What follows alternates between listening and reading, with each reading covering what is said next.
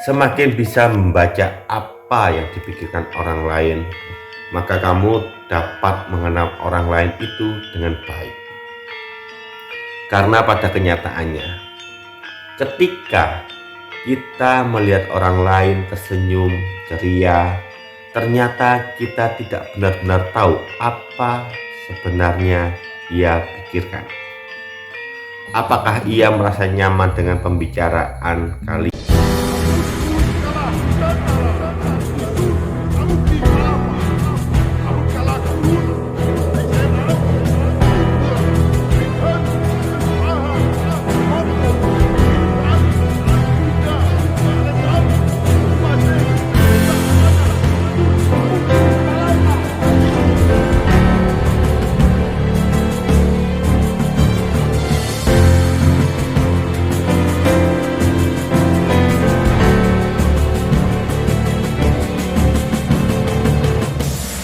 Assalamualaikum warahmatullahi wabarakatuh. Namo Buddhaya, Rahayu Sagung Dumadi, Pasing Rebedo Nir ing Sambikala. Jumpa lagi dengan saya di channel Spiritual Berkutut Putih. Komunikasi merupakan kunci utama dalam sebuah interaksi antar manusia. Dengan adanya komunikasi inilah hubungan yang harmonis dapat terbentuk dan manusia dapat dengan mudah memahami satu sama lain. Namun faktanya, tidak jarang kita akan merasa kesulitan untuk menentukan tingkah laku saat berhadapan dengan orang lain. Oleh karena itu, kemampuan membaca pikiran orang sangatlah penting untuk kita kuasai agar dapat dengan mudah memahami maksud dan perasaan orang lain. Dengan demikian, kita akan dapat dengan mudah menempatkan diri ketika berinteraksi dengan berbagai macam pribadi orang dan pada berbagai situasi yang berbeda-beda pula. Tentu saja kemampuan ini harus dilatih sejak dini dengan cara mengasah kepekaan diri dalam menangkap sinyal-sinyal bahasa tubuh lawan bicara dan dengan cepat menginterpretasikan arti dari bahasa tubuh tersebut. Lantas, apa saja manfaat memiliki kemampuan membaca pikiran orang? Berikut ini adalah 3 manfaat kemampuan membaca pikiran orang yang penting untuk kita ketahui.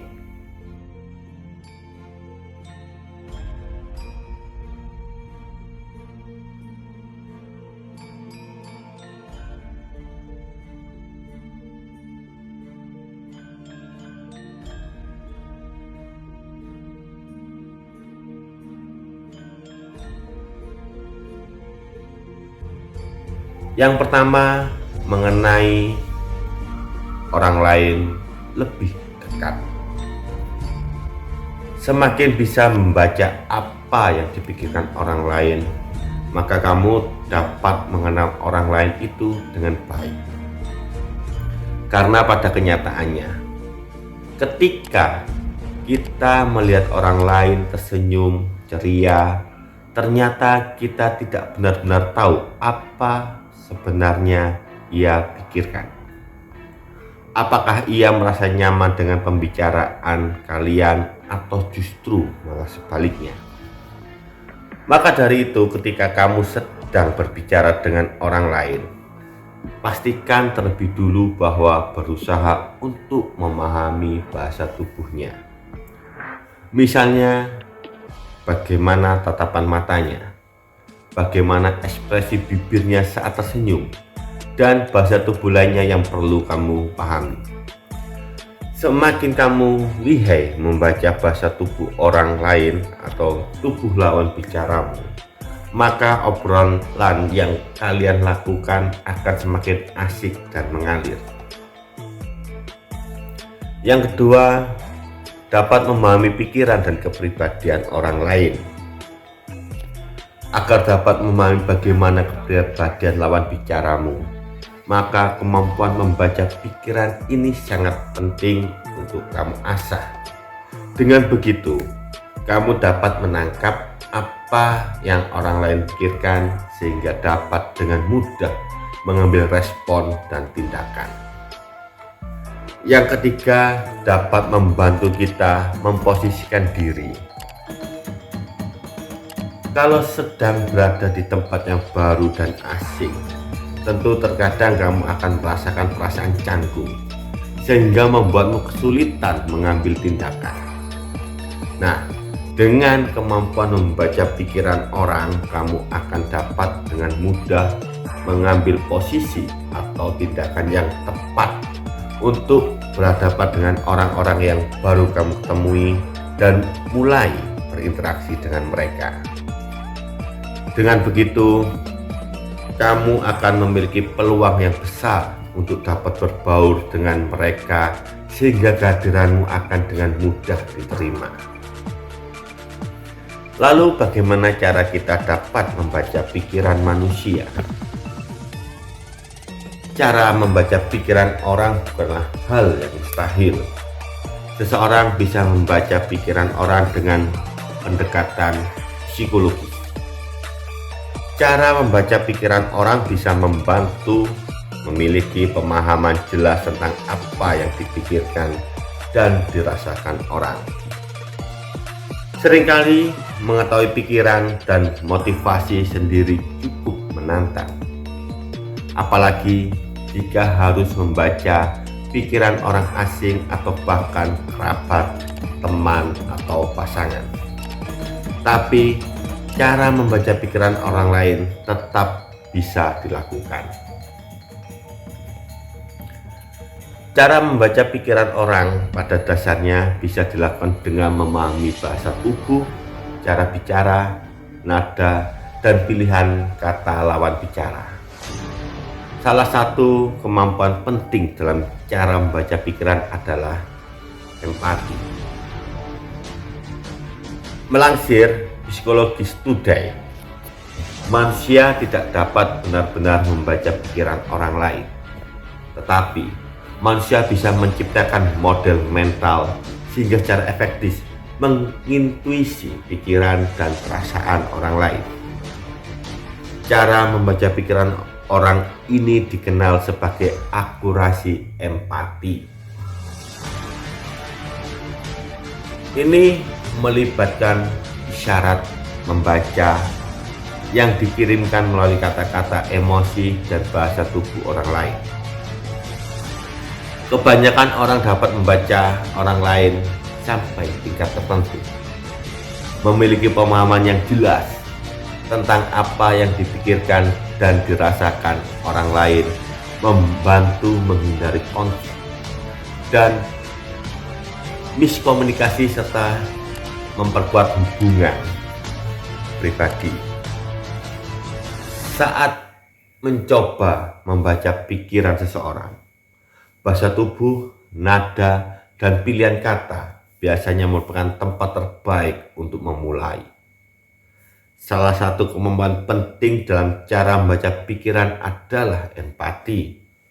Empati adalah mampu menempatkan diri pada posisi orang lain, dapat memberikan wawasan kunci ke dalam perspektif mereka.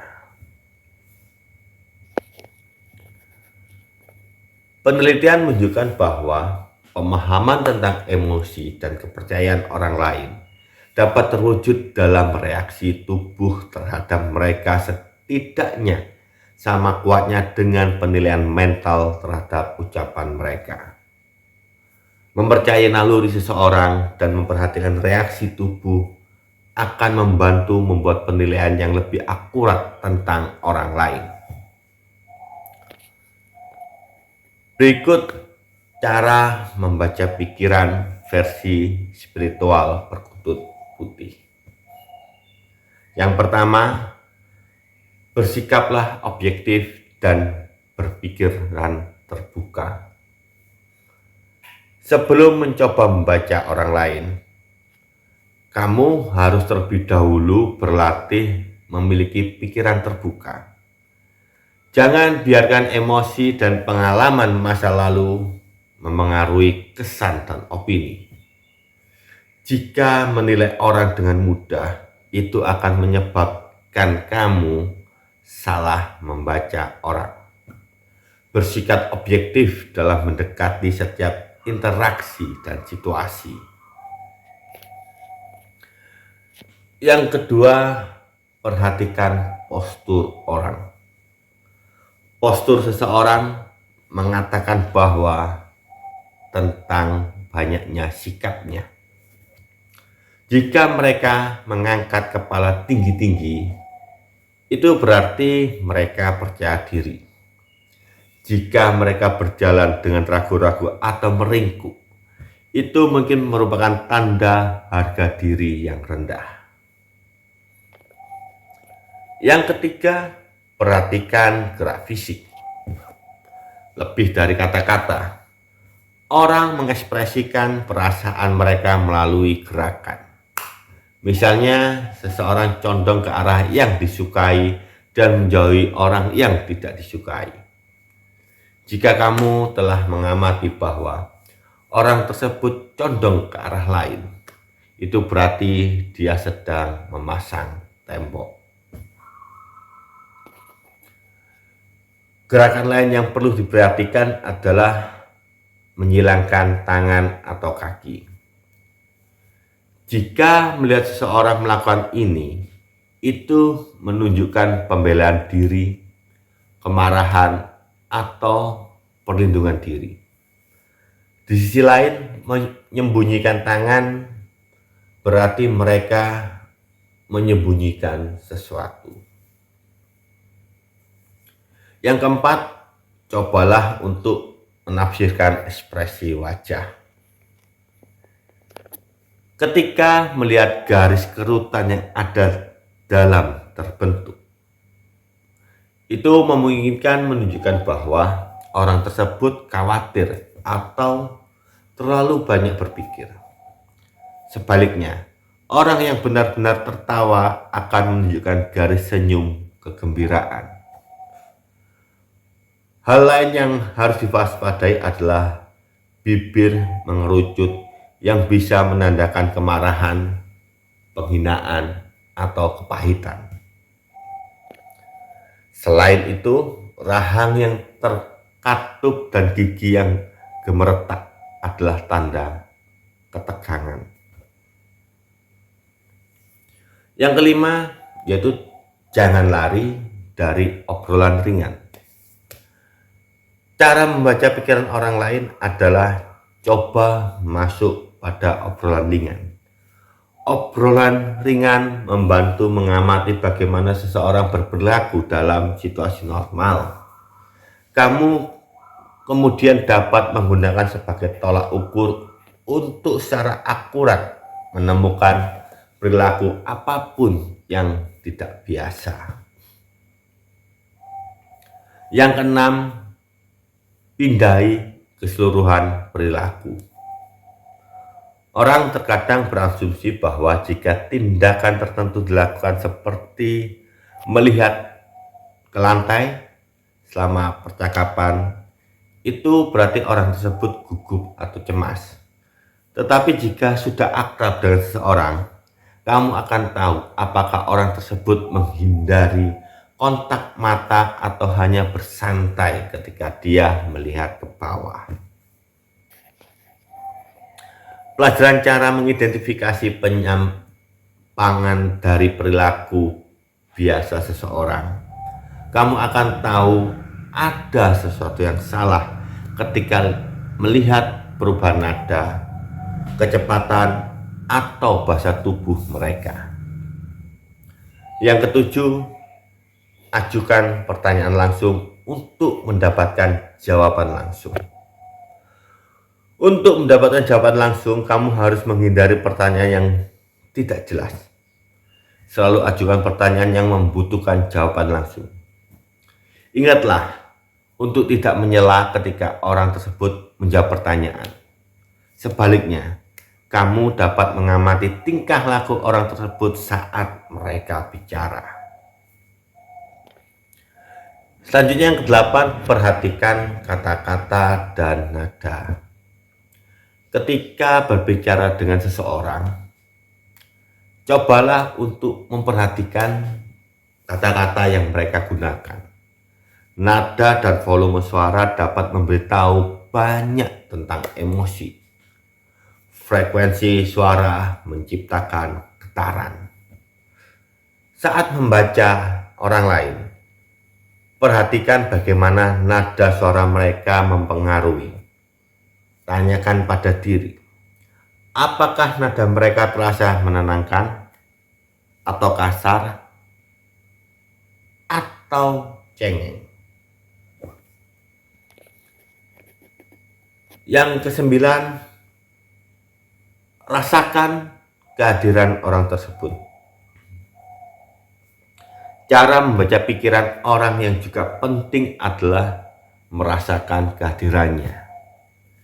Ini berarti bahwa kamu harus merasakan keseluruhan suasana emosional di sekitar. Saat membaca orang, coba perhatikan apakah orang tersebut memiliki sikap ramah yang menarik atau tidak. Yang ke-10, perhatikan mata orang. Banyak yang bilang mata adalah pintu menuju jiwa. Mereka memancarkan energi yang kuat. Jadi luangkan waktu untuk mengamati mata orang. Ketika melihat, dapatkah kamu melihat jiwa yang peduli? Apakah mereka jahat, marah, atau berhati-hati? Yang ke-11, jangan berasumsi. Asumsi menghasilkan kesalahpahaman. Ketika dengan mudah membuat asumsi tanpa mengenal orangnya, itu membawa lebih banyak masalah. Kunci untuk membaca orang seperti seorang profesional adalah untuk bersantai dan menjaga pikiran tetap terbuka dan positif. Selanjutnya yang ke-12, berlatih mengamati orang. Latihan menjadi sempurna, sehingga semakin banyak kamu mempelajari orang, semakin kamu dapat membaca dengan akurat. Sebagai latihan, cobalah untuk berlatih menonton talk show dalam keadaan bisu.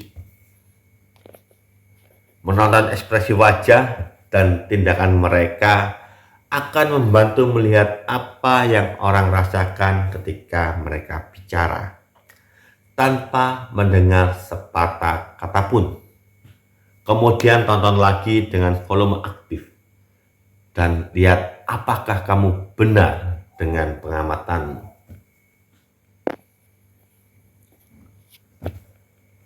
Sekian apa yang bisa saya sampaikan, semoga bermanfaat bagi kita semua. Apabila adanya kekeliruan atau kesalahan, itu dikarenakan keterbatasan ilmu pengetahuan saya. Akhir kata saya ucapkan wassalamualaikum warahmatullahi wabarakatuh. Salam budaya Nusantara, Rahayu Sagung Dumadi, Kalsing Rebedo, Nir ing Sambikala.